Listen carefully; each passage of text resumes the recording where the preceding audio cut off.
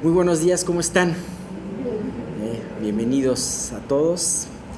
Y pues hoy vamos a comenzar un nuevo salmo. Es un salmo largo, espero no lo tengamos tan largo, pero pues vamos a comenzar con una oración para que Dios vaya guiando y vaya poniendo los puntos adecuados y sobre todo que hable conforme a nuestras necesidades. Señor, pues muchas gracias porque podemos alabarte, primeramente con estos cánticos, con estos himnos. Te queremos pedir, Dios, que podamos hacerlo con todo nuestro corazón, que podamos alabarte, buscar tu rostro, invocar tu nombre, como dice la Escritura. Enséñanos a hacerlo, Padre mío, para que lo hagamos con completo gozo y con completo corazón. Permite, Padre mío, que tanto la predicación, la enseñanza que vaya a compartir Miguel, como la enseñanza de este salmo, puedan concordar y sean de acuerdo a tu voluntad que tienes y que derrames con tu Espíritu, Señor, para que todos podamos entender. Ayúdanos a ser estructurados, ayúdanos a ser claros, pero sobre todo confiando no en ninguna habilidad nuestra, sino, Señor, sobre todo en tu poder y Dios, pues en el discernimiento que nos dé tu Espíritu Santo.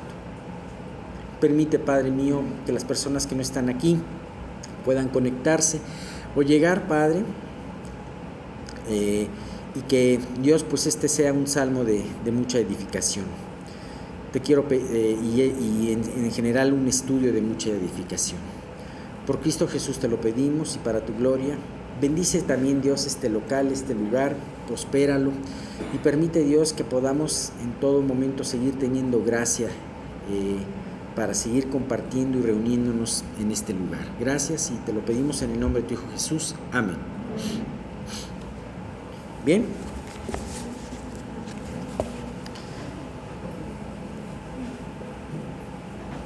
Toca el turno al Salmo 105. No sé si alguno de ustedes lo leyó, pero es un salmo muy interesante, es un salmo largo, son 45 versículos los que se tienen. Es el segundo salmo, vamos a ver, ya empezamos con el 104, ahora es el 105 y va a venir el 106, en donde es un salmo de aleluya, que termina con la expresión aleluya. De hecho, el salmo anterior habíamos dicho que era el primer salmo en donde aparecía esa expresión aleluya. ¿Alguien se acuerda qué quiere decir aleluya? Viene de dos palabras en hebreo, halal, que era alabar, y la palabra ha, que es una contracción de la palabra de Jehová, es alabar a Jehová.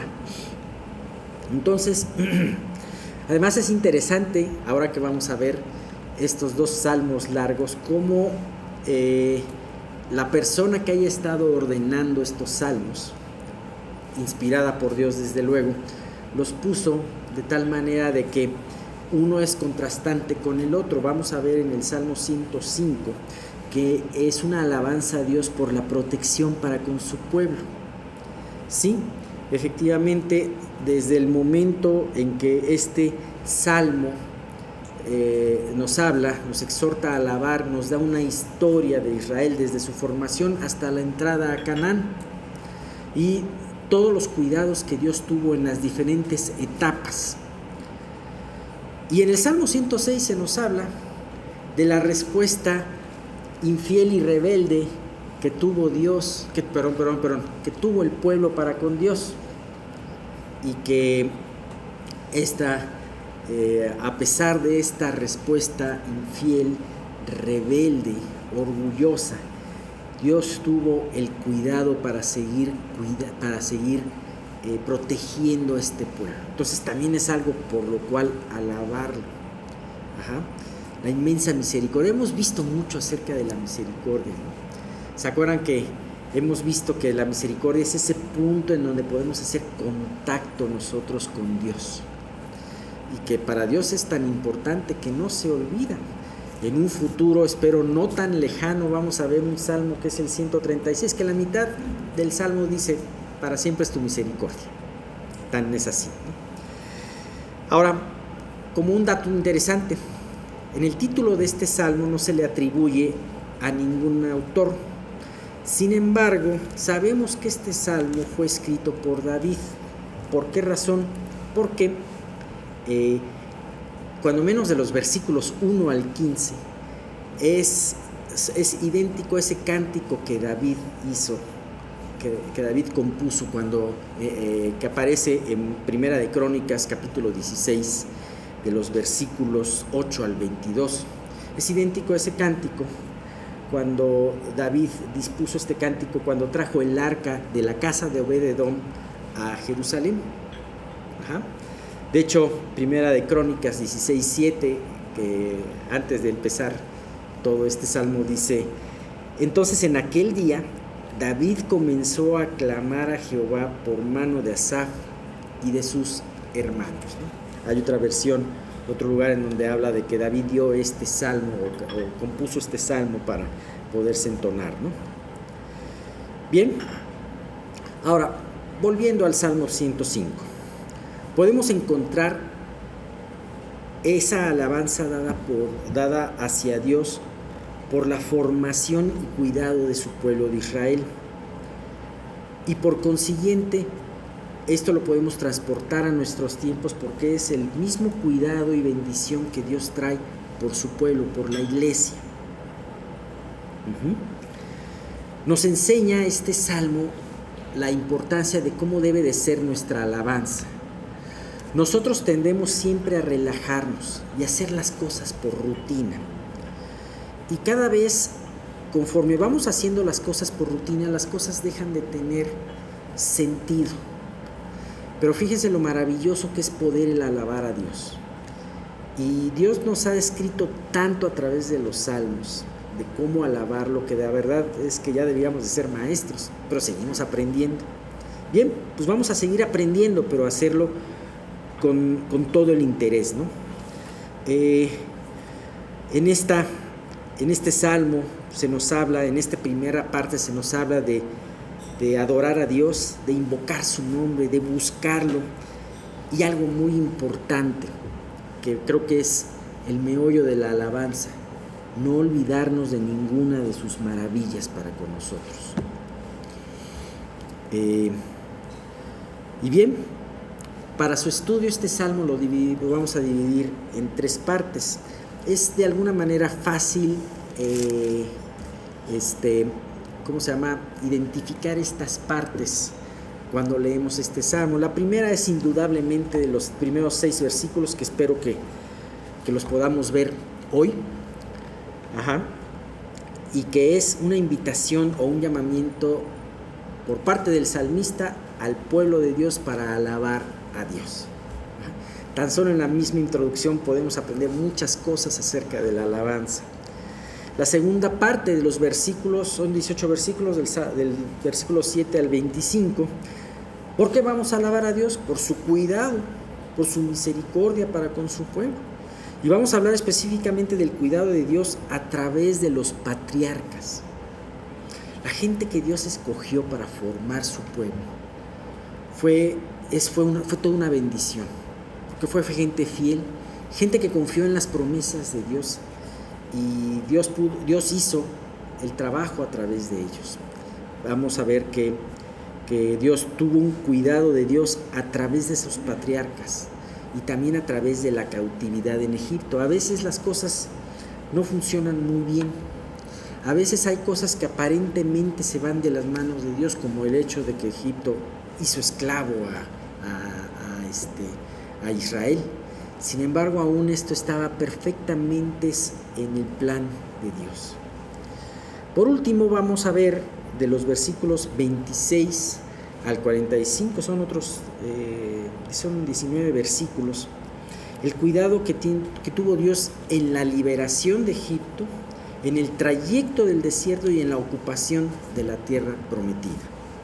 Es una historia, una breve historia de Israel. No nos vamos a detener mucho porque creo que generalmente todos aquí conocemos muy bien toda esa parte de cómo fue esa historia. Sin embargo, hay ciertas cosas que tenemos que tener en cuenta, sobre todo viéndolo desde el punto de vista de alguien que está maravillado por ver la mano cuidadosa de Dios para con su pueblo. Bien, Salmos, los primeros 6 versículos, si quieren todos sígalos conmigo. ¿Qué dice el Salmo 105 del 1 al 6? Alabad a Jehová, invocad su nombre, dad a conocer sus obras en los pueblos. Cantadle salmos, hablad de todas sus maravillas. Gloriaos en su santo nombre. Alégrese el corazón de los que buscan a Jehová. Buscad a Jehová y a su poder. Buscad siempre su rostro. Acordaos de las maravillas que él ha hecho, de sus prodigios y de los juicios de su boca. Oh vosotros, descendencia de Abraham, su siervo, hijos de Jacob, sus escogidos. Qué hermosa parte, ¿no? En donde se nos invita con mucha alegría y con mucho detalle de alabar y cómo debe de ser nuestra alabanza. Aquí se nos exhorta, hay muchos verbos, ¿no? El verbo es acción y se nos exhorta a actuar de muchas maneras. Alabar, como decíamos, invocar su nombre, el que diéramos a conocer y habláramos de sus maravillas, el cantarle, el gloriarnos, el alegrarnos, etcétera, etcétera. Todas esas cosas son invitaciones que David nos hace. Imagínate lo hermoso para David en ese momento, cuando finalmente se estaba concluyendo un gran proyecto, el hecho de trasladar con mucho gozo el arca de casa de Obed-edom a Jerusalén. Imagínate finalmente ver cómo Dios prosperó ese proyecto que tuvo David, que además lo tuvo David porque Dios se lo puso en su corazón. Muchas veces ni siquiera podemos jactarnos que lo que se nos ocurre es porque simple y sencillamente se nos ocurre, sino lo que es de Dios, Dios nos lo pone en nuestro corazón, ¿no? Aún en eso tenemos que tener esa ayuda de Dios. Y bien, empieza este salmo con una exhortación. Alabad a Jehová, invocad su nombre. Y a diferencia de los dos salmos anteriores, ya no es una exhortación personal, una exhortación dada a la propia alma. ¿Se acuerdan? Bendice alma mía Jehová, era una exhortación personal. Ahora ya es una exhortación extensiva a la congregación. ¿Y a quién se alabará primero? Desde luego, a Jehová. Y es precisamente ese nombre al que se debe de invocar. Dios quería que se invocara a ese nombre. ¿Por qué? Porque se ponía una gran diferencia entre el Dios creador con respecto a los otros dioses, los cuales son ídolos. Hemos visto que en la palabra de Dios se les da mucha importancia a los nombres. Y eso viene de Dios, porque Dios le da mucha importancia al nombre. Ahora, cuando alguien va a tener un bebé, pues se compra un librito de nombres, y si es que no le pone el nombre del abuelo o del papá, le ponen muchas veces ponemos el nombre de moda, ¿no? ¿Qué nombre es el que ahorita se está usando muy bien? O el nombre del galán de la telecomedia, ¿no? Hay muchos que le ponen esos nombres a sus hijos. Y está bien, digo, no estoy criticando, pero muchas veces se nos olvida cuál es el significado, ¿no?, de ese nombre. Y para la antigüedad era muy importante. No era tan importante cómo sonara el nombre como el significado que tuviera. Por ejemplo, yo creo que hoy a alguien no le gustaría ponerle a su hijo Teófilo, ¿no? Entonces, ¿quién le pondría a su hijo Teófilo? Yo no le hubiera puesto Teófilo. Sin embargo, es un significado muy bonito, ¿no? El amigo de Dios, ¿no? Y así en la antigüedad se ponían nombres, rememorando cosas. A veces se ponían nombres porque ocurría una desgracia, ¿no? Recordemos a Raquel cuando dio a luz a Benjamín y estaba a punto de morir y dijo, este es hijo de mi desgracia, ¿no? Jacob lo escuchó y dijo, no, espérate, no se puede quedar el niño con ese nombre toda su vida. Entonces le cambió, no me acuerdo, le puso Benoni, de Menoni a Benjamín, y Benjamín no me acuerdo cuál fue el cambio que le hizo, pero le dio una arregladita y la libró Benjamín, ¿no?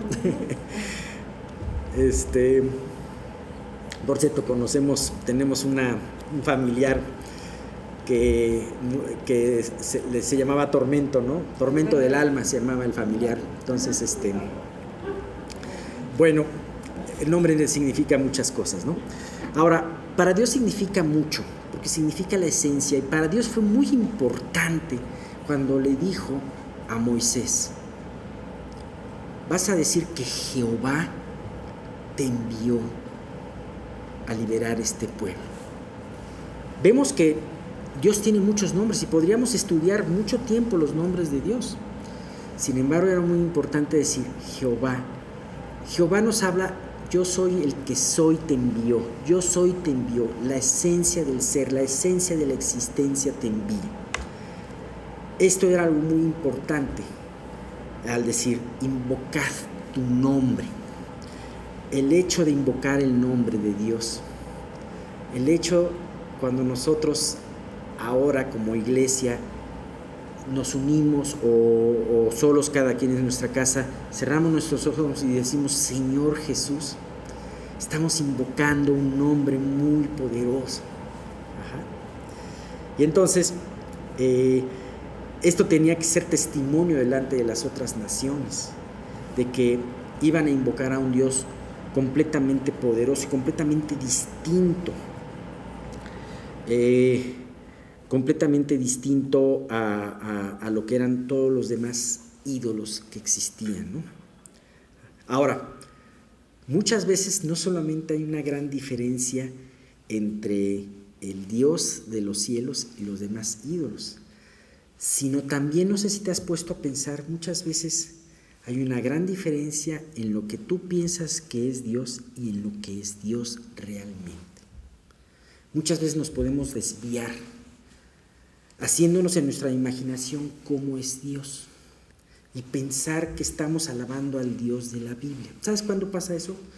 Cuando nos abandonamos las Escrituras o leemos solamente aquellas cosas que nos agradan. Ajá. David muy probablemente también cayó en eso. David conocía a Dios, lo conocía muy bien. Dios libró a David de muchas batallas, empezando por aquella gran proeza que hizo con Goliat, ¿no? Que hizo Dios más bien.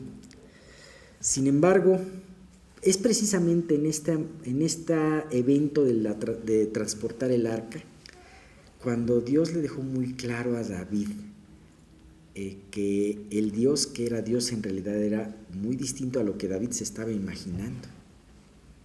¿Sí? Cuando David trató de transportar por primera vez el arca desde Bet-Semes hasta Jerusalén, sucedió una desgracia, la muerte de una persona. ¿Por qué? Porque organizaron el traslado de una manera que no era la manera que Dios tenía. ¿Había una buena intención? Sí, probablemente, sí, había una buena intención. ¿Había una alegría por hacer y hacer todo eso? Sí. Pero olvidaron hacerle caso a las indicaciones de Dios. ¿Sabes? Y eso costó una vida y costó además la ignominia, la vergüenza de David. Tuvieron miedo, no quisieron, fue tal el quebranto que no quisieron continuar con ese proyecto por el momento y dijeron mejor que se quede en un lugar. Y dijo, yo no, y ¿sabes qué? A mí me impresiona la actitud de David. Dijo, yo no voy a poder atraer la presencia de Dios a mi casa porque me voy a morir. O sea, es de temer, ¿no? Y muchas veces podemos nosotros pensar en un Dios como de juguete, un Dios que está a nuestro servicio y no nosotros a servicio de Dios. Y dejar de reverenciarlo como debe de ser reverenciado. ¿Sí? David se topó con la realidad de que Dios era mucho más poderoso y mucho más santo de lo que él pensaba. Así que el invocar el nombre de Dios es un gran privilegio, pero también es una gran responsabilidad. Dios quiere darnos que nosotros entendamos que su nombre es muy importante. Dice el Salmo 138, porque has engrandecido tu nombre y tu palabra más que todas las cosas. Así que Tenemos el gran privilegio de invocar su nombre, pero también es una gran responsabilidad y es algo que debemos de hacer con mucho respeto. Ahora, cuando nosotros nos dirigimos a Dios en base a esto, estamos conscientes de la santidad, y la magnificencia que Él tiene. Es muy importante, en base a estas enseñanzas, que cada uno de nosotros podamos meditar cómo nos referimos a Dios. ¿Sabes? Esta primera parte de la alabanza habla del agradecimiento, del gozo. Desgraciadamente, muchas veces invocamos a Dios solamente cuando tenemos necesidad y a veces hasta le exigimos: Dios, respóndenos. Y nos enojamos y no nos responde como nosotros queremos. Es porque no estamos invocando su nombre correctamente, no nos estamos dirigiendo a Él correctamente.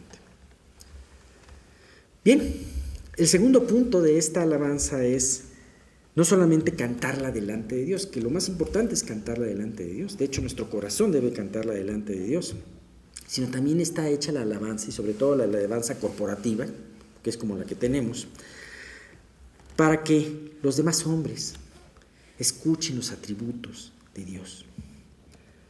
Y muchas veces es a través de un corazón agradecido y lleno de alabanza como podemos hablar delante de los hombres, tanto creyentes como incrédulos, de sus obras y maravillas. ¿Qué es? Porque dice aquí, hablar de todas sus maravillas.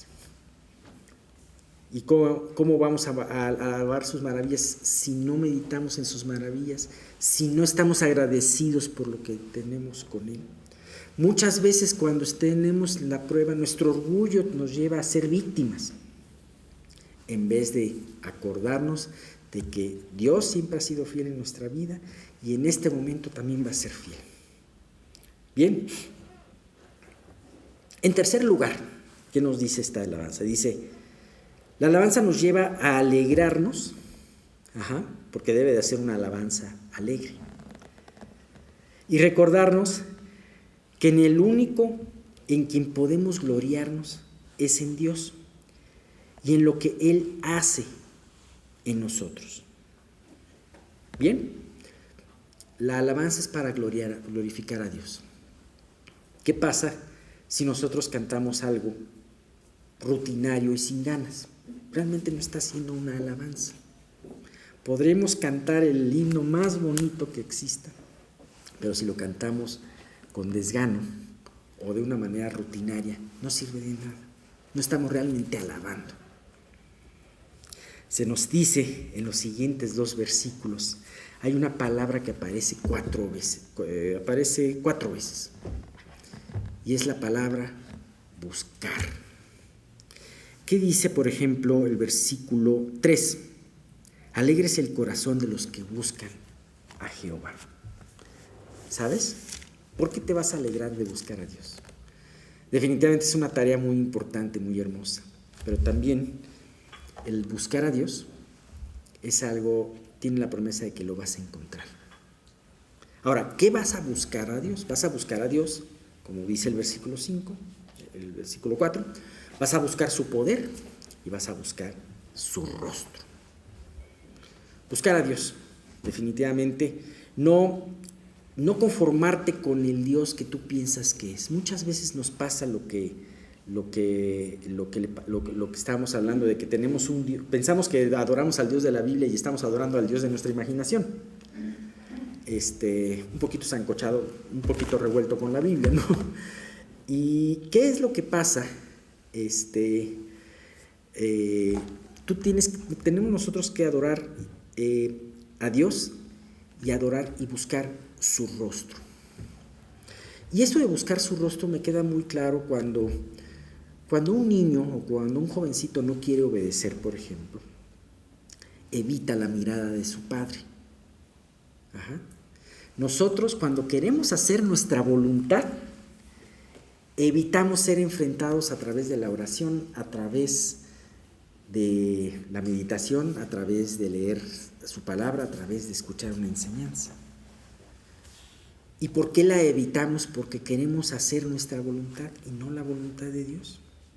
Así que es muy importante buscar a Dios, buscar su poder, saber que realmente lo que nos va a sacar es su poder, pero también buscar su rostro, buscar hacer su voluntad, buscar como ese niño que quiere agradar a Dios, que quiere agradar a su Padre, buscar en Dios la mirada de aprobación. Ese es el buscar su rostro. ¿Estás buscando el rostro de Dios en tu diario caminar? Este es un punto muy importante. ¿Qué nos dice el versículo 5, el penúltimo? Nos dice: acordaos de las maravillas que Él ha hecho, de sus prodigios y de los juicios de su boca. Parece increíble, pero muchas veces aparece esta palabra en los salmos. Acuérdate, acordamos, no te olvides. Acabamos de ver el Salmo 103 en donde dice: no te olvides de ninguno de sus beneficios. ¿Y por qué aparece tanto? Porque realmente, como lo hemos comentado en otras ocasiones, somos muy olvidadizos. Por naturaleza somos desagradecidos. Nos encontramos en una prueba, pensamos y nos concentramos en el problema, en nuestra aflicción, y a veces hacemos de todo esto, nos hacemos una víctima. Cuando nosotros nos hacemos una víctima, sí somos una víctima, pero somos una víctima de nuestro orgullo. Cuando nosotros nos hacemos víctimas, nuestro orgullo está muy arriba. Así que es importante esta exhortación. Acuérdate de sus beneficios. Acordémonos de todas sus maravillas, de todo lo que Dios ha hecho, ¿no?, en tu vida. Y dentro de todo esto que tenemos que acordarnos no solamente de sus maravillas, sino también de sus prodigios y de los juicios de su boca. ¿Sabes? Dentro de sus maravillas y de sus prodigios están esos juicios. A veces Dios, y vamos a concentrarnos en un Dios completamente misericordioso en este salmo, pero también podemos ver que hay un Dios justo y que esa justicia y esa misericordia están plenamente compensadas, equilibradas en Dios, en la persona de Dios. El pensar en los grandes juicios de Dios nos hace pensar de que nos ayuda a tener ese temor que necesitamos tener en Dios. ¿Qué pasaría si no tuviéramos temor en Dios? ¿Seríamos irreverentes a Él? ¿Terminaríamos por no creer en lo que Él dice, ¿no? Podemos pensar que también ese tipo de juicios es para alabarlo por su justicia, por la justicia que Él tiene, ¿no? Y a mí me impresiona con respecto a este último punto, la parte de Apocalipsis, cuando Dios permite que haya los últimos juicios, que son las copas de la ira. Hay una copa que especialmente habla en estos versículos de Apocalipsis 16, del 4 al 7, en donde se dice, en donde derrama una copa de ira y todas las fuentes de agua son contaminadas con sangre. Y fíjate lo que dice este versículo, habla de dos ángeles que alaban a Dios por este juicio. Dice, el tercer ángel derramó su copa sobre los ríos y sobre las fuentes de las aguas, y se convirtieron en sangre. Y oí al ángel de las aguas que decía: justo eres tú, oh Señor. Está alabando, fíjate. El que eres y el que eras, el santo, porque has juzgado estas cosas. Por cuanto derramaron la sangre de los santos y de los profetas, también tú les has dado a beber sangre, pues se lo merecen. También oí a otro que desde el altar decía: ciertamente, Señor Dios Todopoderoso, tus juicios son verdaderos y justos. Sí, también podemos alabar los juicios de Dios. Como estos ángeles, ellos no habían visto solamente, muchas veces vemos una parte, híjole, qué desgracia, hay sangre en el río, ¿no? Y no vemos la parte de que, ¿por qué fue hecho esto? Porque precisamente este juicio iba dirigido a toda una humanidad que durante muchos años ha derramado sangre. Acabamos de ver lo de esta sentencia de Roe and Wade contra Wade, y cómo por un fallo medio intrincado, medio engañoso, millones de bebés fueron muertos. toda esa sangre se le terminará dando al ser humano a beber. Por eso los ángeles estaban maravillados por el justo juicio de Dios. Por último, el versículo 6. Oh vosotros, descendencia de Abraham, su siervo, hijos de Jacob, sus escogidos. ¿Sabes? No te sientas no lejos de esto de ser de descendencia de Abraham. Sabemos que la descendencia de Abraham no se refiere a esa descendencia por sangre, esa descendencia por carne y sangre, sino la verdadera descendencia de Abraham son aquellos que creen en las mismas promesas que creyó Abraham. Si tú le crees a Dios como Abraham le creyó, eres descendiente de Abraham.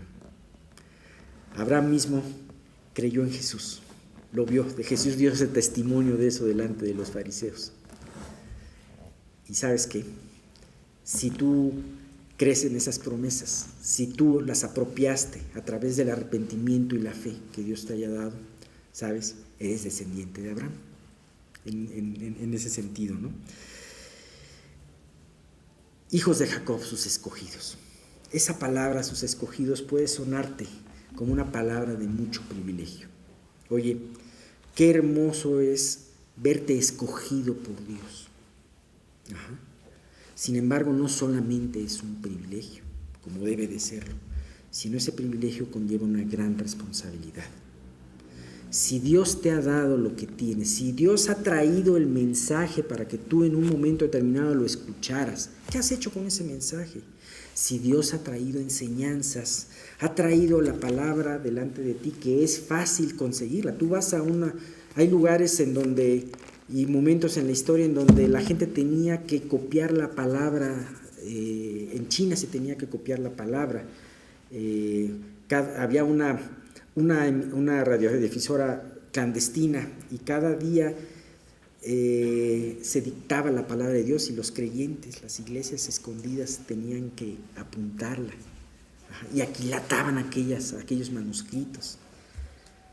Nosotros tenemos la palabra de Dios y podemos conseguir muchas versiones y podemos conseguir con muchos acabados. ¿Qué hacemos con eso?